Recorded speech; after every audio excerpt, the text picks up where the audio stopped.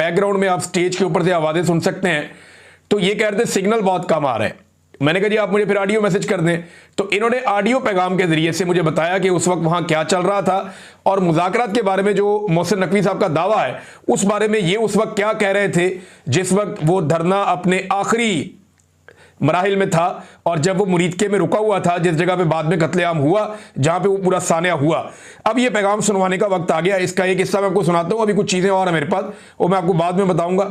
लेकिन पहले आप जरा ये सुने कि अल्लामा फारूकुल हसन साहब क्या कह रहे हैं, जिनका ताल्लुक तहरीक लब्बैक से है और वो इनके शूरा के अहम तरीन हेड है। ये सुने जी आप। अस्सलाम वालेकुम वरहमतुल्लाहि वबरकातुहू। भाईजान मामला यह है कि ये जानबूझ के हालात को खराब करने और कशीदा करने की सूरत हाल नजर आ रही है।